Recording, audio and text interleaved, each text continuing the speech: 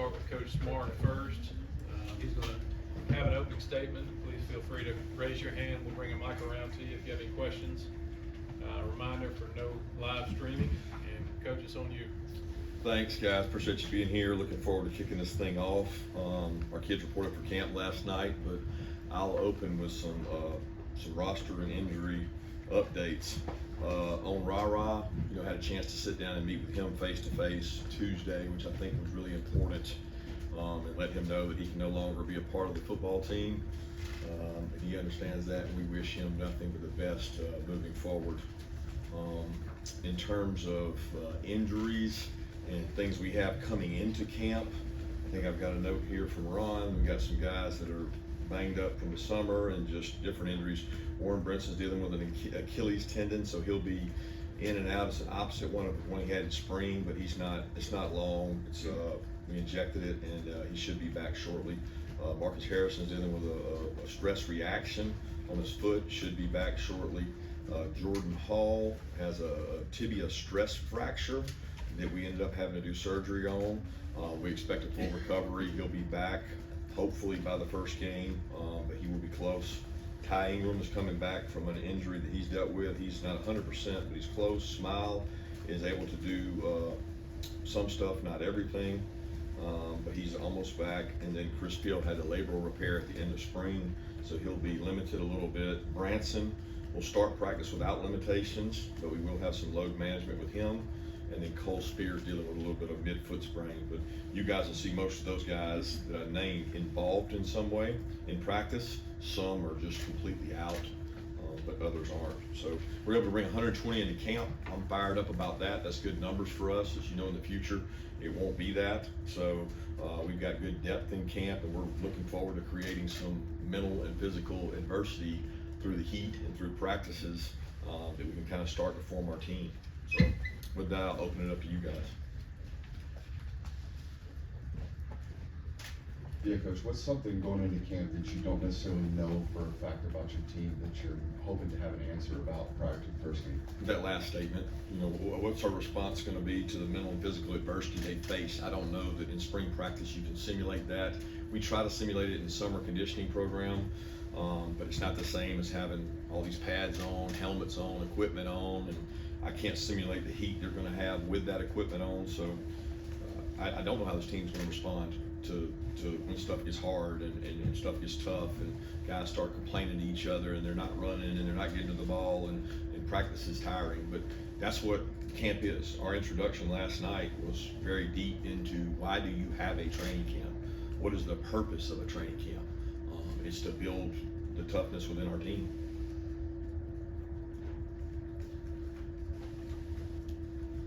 Out of all those, Kirby, I think Bron Robinson news is probably the most surprising, I guess, to put it. Can you put in context the fact that he's able to go without limitations seems very encouraging about him being able to contribute not only this season but early this season. Well, I don't know what the number of months is. It seems like it's almost a year because it happened pre-season last year. So I think it's not a shock to me that he's able to start and go without limitations. But the load management is critical because you can't take someone who hasn't done everything and just throw them into everything. So we have to be smart about that. But it's certainly promising because I thought going into I forget what practice it was he got injured last year, but he was having a really good camp. He looked really good, and I remember thinking, golly, this guy was getting ready to, have a great season, great camp, and then he has to go back, and you forget the blitz pickups. You forget all the things that he missed out on that he didn't get a chance to do that he'll be doing now, and I know he's looking forward to it. We're excited to get him out there. Kirby, with the NCAA allowing support staffers to coach on the field, games and practices, what does that mean in terms of how does it look for you guys out there, this August? Well, we'll use more coaches now and have the ability to maybe move some coaches around in terms of if you've got one drill going on, you've got another person that's allowable coach that maybe has really good experience coaching or knows our system to be an extra set of eyes, ears, and coach guys. So we're excited about that. I'm excited some of the special teams periods. We're going to be able to take kids that aren't in special teams. where we had a lot of our coaching dedicated to special teams, we have people on the outside now that may be able to do special teams and free our coaches up to give a little time to guys that aren't in, like skill development. A guy can go over there and work on things he needs to work on and not lose time. So it's helpful organizationally to do that.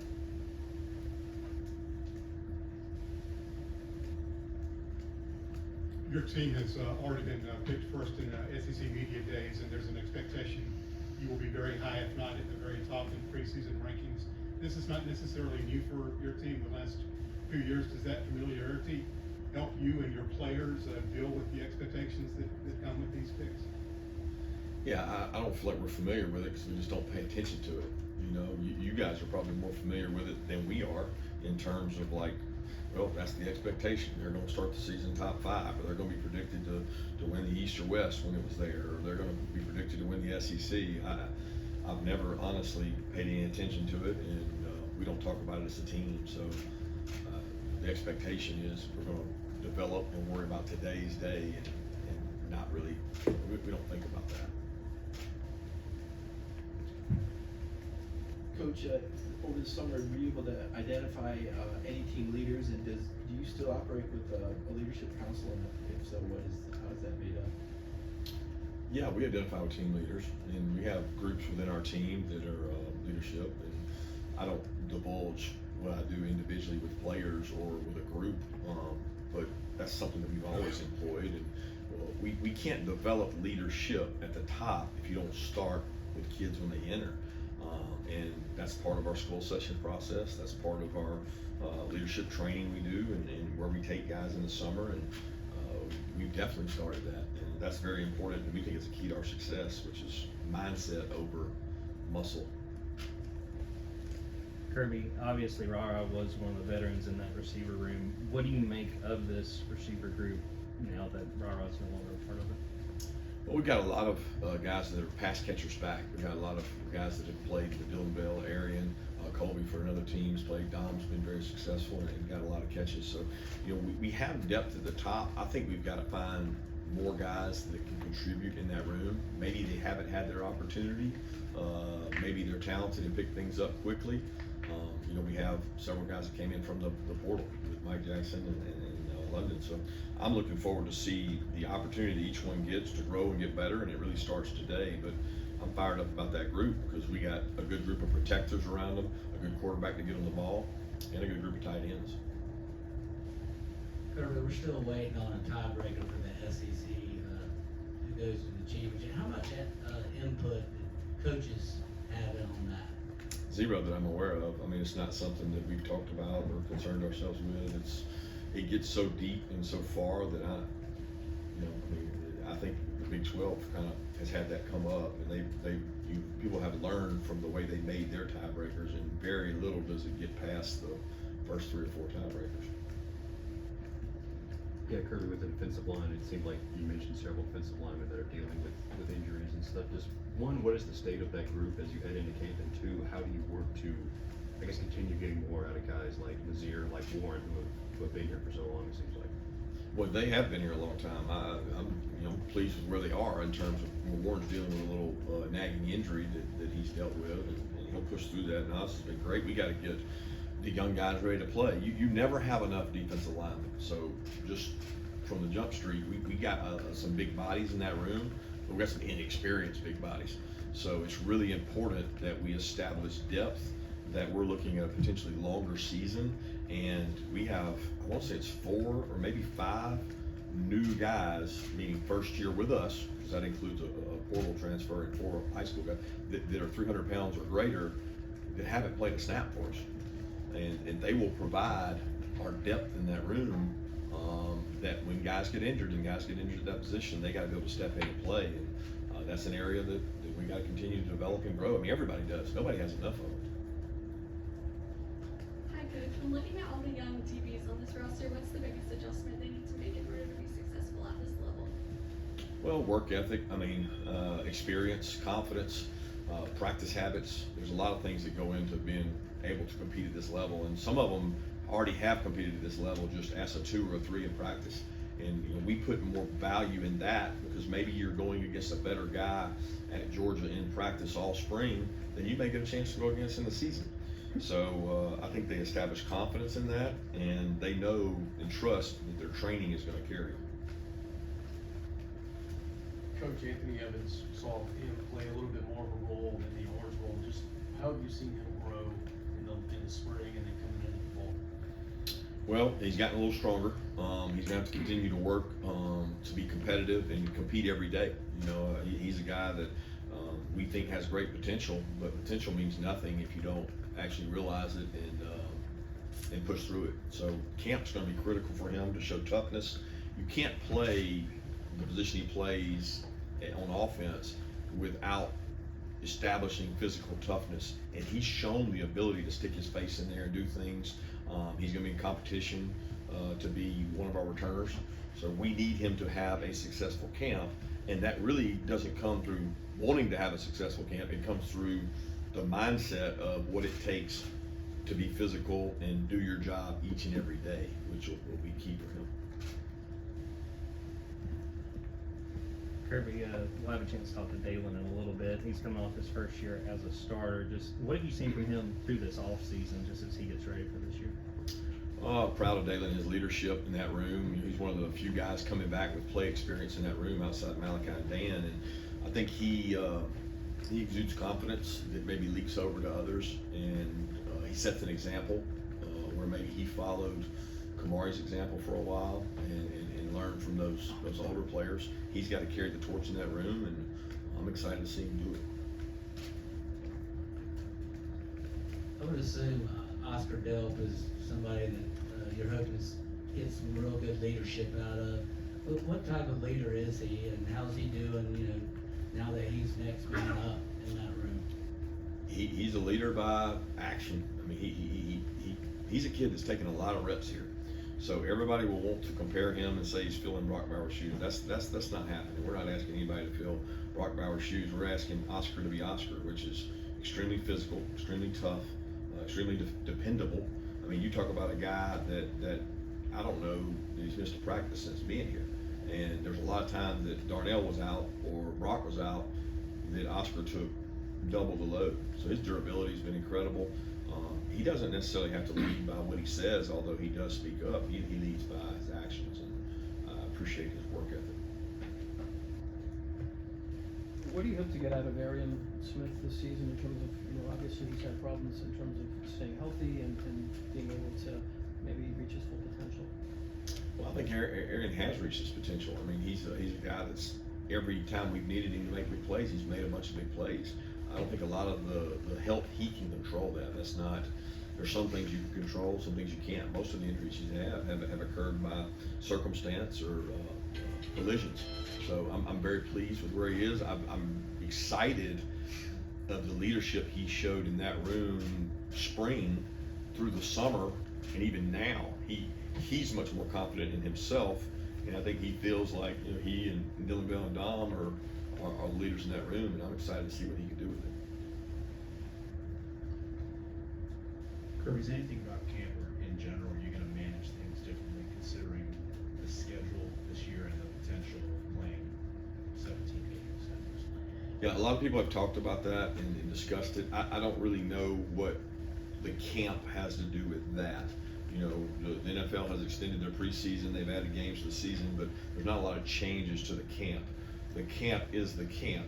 So maybe something changes within the season to the season, because as we go and we have more information and we play along the season, we may know the duration of the season may change.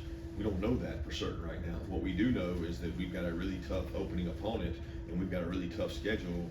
I don't know that employing a back off pace, take it easy pace lends itself to success when you're talking about facing the schedule we have to face.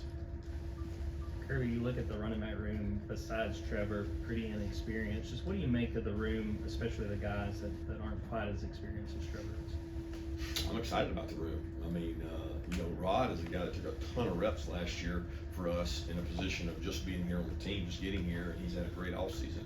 Branson, we talked about it, is back. Cash has been a veteran leader in that room. The young guys that are coming back in that room that we just signed, that have had great summers, whether that's Nate, Dwight, and Chauncey. I mean, I think we've got a room of good backs, as talented as we've had, but inexperienced. And Trevor does a great job of leading that room and holding people to a standard in that room. Yeah, how big was it for you guys to get Tate Ratt back for another year, and how have, over the course of his college career, you seen him grow sort of off the field? Yeah, his maturity's grown. He's always been a great practice player. He loves football. He's become kind of the centerpiece of that group. I think him coming back just validated to the others that they want to do something special. Both he and Truss made that decision, and their leadership has really been kind of the different mindset, at least in the spring, in terms of our identity on offense and what they want to do in terms of forcing people and being physical. I could see it. It permeated our spring by the physicality that our offensive line played with, and they got to continue to do that because they'll be challenged this year. Coach, getting back to the wide receivers again, as far as the three transfer guys growing, how much do they pick up the offense during the spring? How much further do they have to go in that regard this fall? I don't understand the question. The transfers, how much what? Yeah, how much have they picked up the offense? How far along are they for their knowledge of the offense? They've done great. They've done an awesome job. I don't think that would be a concern. They're very bright kids. All three of those kids have played in systems that are similar to ours, and very bright, adjustable, can play multiple positions. No concerns there. Speaking of transfers, what about Ben Urasek and just how he's kind of fit in since coming over from Stanford? Yeah, it's a hard question because I really hadn't got to see him. You know, most of these guys I saw through the spring, so the new arrivals of late May, early June, he would be included in that. So I'd be remiss if I could tell you really what he can do and what he's going to do, because outside of some summer workouts, I hadn't got to see him do a lot. I'm excited. He's very intelligent, very conscientious, and I love the way he's kind of approached our team. I've seen him meeting guys all the time, talking to guys. He's not like just here for one quick season and roll. He's invested. He wants to be part of something special.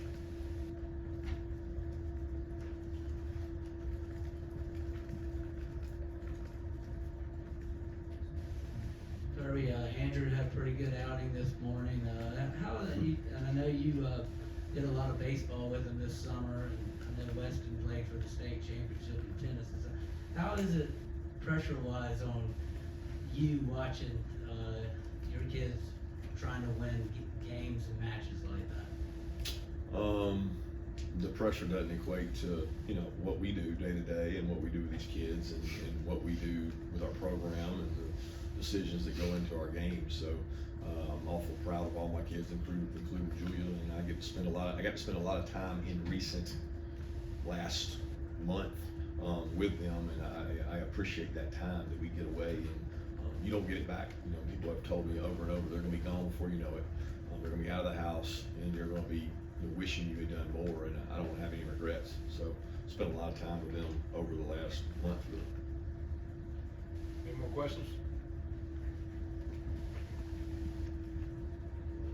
Yeah, with KJ Bolden in particular, how do you coach him up so that he maybe can deal with some of the pressures that is on him as, this hype recruit and all that he's coming into here at Georgia? Yeah, I don't think there's any pressure in terms of hype as a recruit. I mean, he may put that on himself, but we don't, because we don't pick kids and say, well, this guy's got pressure, this guy doesn't.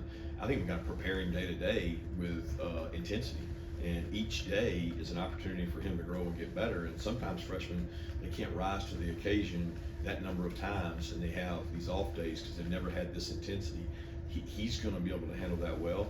Number one, because of where he came from, the program he played in, but he's also a conscientious kid. So we're going to push him, and we're going to challenge him, and we're going to test him, because he'll certainly get tested in the schedule we have.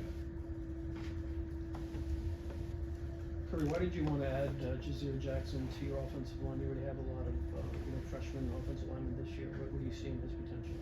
Well, he was a kid that we had in camp, and he was a unique situation where he was eligible right now, and he was a tremendous athlete, raw, hadn't played football since 8th grade, but you recruit size, you recruit athleticism, and we don't have an expectation of he has to help us right now.